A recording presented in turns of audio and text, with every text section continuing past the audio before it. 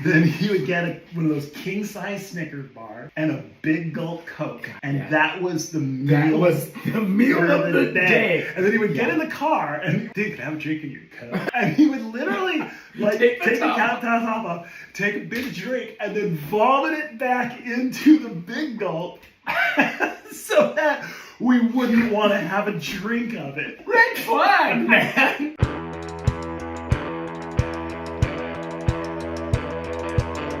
I had made the decision, a year earlier that, this is what we're going to do. We're going to go be rock stars. Do you remember the conversation with Mom and Dad? Oh, I do remember the conversation. Do you remember sitting in the living room? And we're doing this seriously. And we're doing this seriously, and there's not going to be any colleges or jobs. And thus, we formed the Uninvited. So we brought on Bill Corey for bass. He was a fan of the Bogarts. He was at all those parties. At the Bogart parties. He was in the audience. And he saw what was happening. And he wanted to be a part of it. And it was great because I met Bill on campus. He was getting the shit beat out of him by a cop.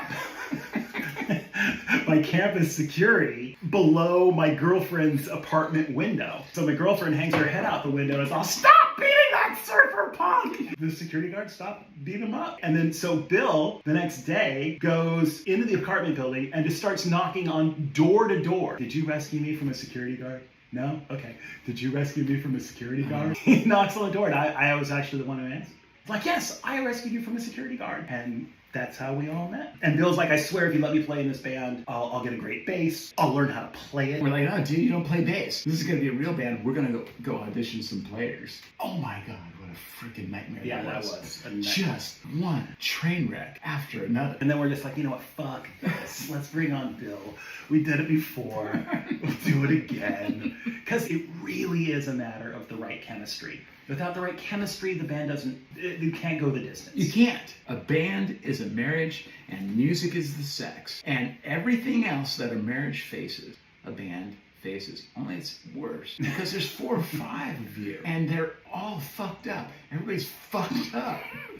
Which brings us to our drummer. So we get this drummer, James. James was thrown out of his house. Okay, so he was relatively homeless. He would sometimes sleep on our couch. Didn't have any money, so he wouldn't eat anything all day. We would have practice at night, and we would stop off at a 7-Eleven. And then James would go into the back, into the cooler, and he would take all of the caps off of the whipped cream. And first, he would do up like 8 whippets from the whipped cream canisters. Then he would get one of those king-size Snickers bar and a big gulp Coke. And that was the meal. That was the meal of the day. And then he would get in the car, and we're all starving musicians. We'd be all like, "Dude, can I have a drink in your Coke?" And he would literally take the cap off, take a big drink, and then vomit it back into the big gulp. So that we wouldn't want to have a drink of it. Red flag, man! Red flag! We deal with this, because he's the only drummer that we know.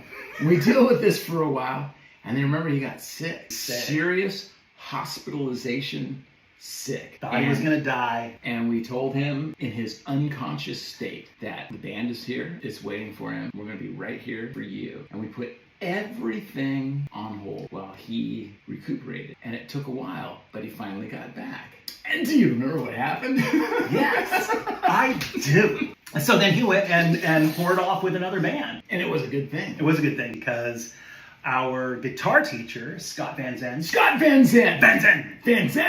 was a shredder in LA, late 80s, early 90s. His old band had a drummer named Bruce Logan. Bruce was joining in. Bruce had come from Modesto to live on Scott's couch and play with his band, also called Van Zen, but there wasn't a ton of gigs. So Scott, our guitar teacher, said, "Why don't you borrow Bruce?" So we give him a couple of tapes. He charted everything out. He sets up his music stand. I'm like, music.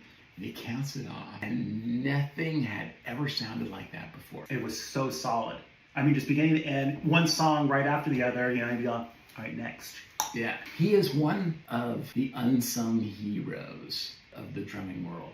And thus, the Uninvited was born. And it took us a year to play that first show. And Bill hid behind the speaker stack the whole time. We kind of sucked. That was a sucky gig. It was the first one. It was the first one. And you know, you gotta start somewhere.